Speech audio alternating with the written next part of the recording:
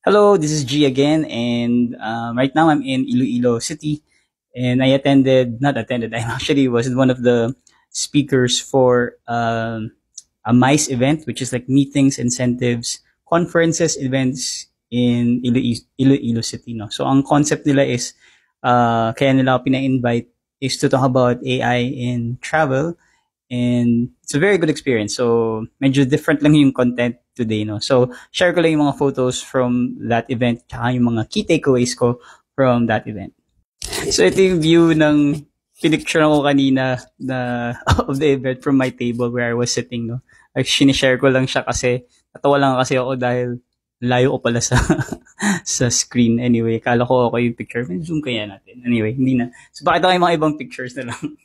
Ayan, this is me talking about AI in travel. And there were already siguro mga around mga 130 participants from different organizations of travel, tourism, and hospitality in Iloilo City. No? So, ginawa ko, dinemo ko lang yung mga iba't ang ginawa ko na AI tools like conversational AIs, or introduced yung AI assistants to help them in their customer service. Gumawa rin ako ng demo for voice AI so they can talk to the AI and ask it questions, or the AI can ask them questions about travel activities or booking an appointment. And then last, yung pinakita ko na demonstration is yung converting image to video. And then as a bonus, I taught them that the whole presentation was actually done in AI. Dun sila na wow kasi pwede nilang gamitin. No? So these are the number of people who attended.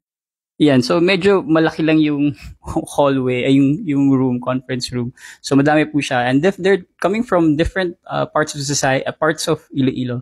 And also the Iloilo government was also there. So it was a very good experience. Yung key takeaway ko dito is, madami pa rin talaga na negosyante na hindi talaga familiar sa AI at takot gumamit ng AI. So yun na pinakasiguro na isip ko na na takeaway ko na hindi pa rin sila comfortable sa idea.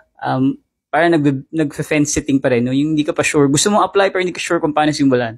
So, madaming questions about it rin. And it's good enough that at least they were interested in asking questions. I really appreciate that na nasama ko dito sa event na to. And considering that who am I compared to the other speakers na nag-join, na sila na yung mga bigati ng pangalan sa industriya ng Pilipinas rin, no, for representing different areas in tourism, no. And I was just one of them, no. So, but I'm just happy that nakakapagkwento na ako about my advocacy also in teaching Filipinos about AI, and at least this is one of them that I'm pretty proud of. And I just wanted to share it lang for this video. So, yun lang. Have a good day and tulog na. Good night na. Bye-bye.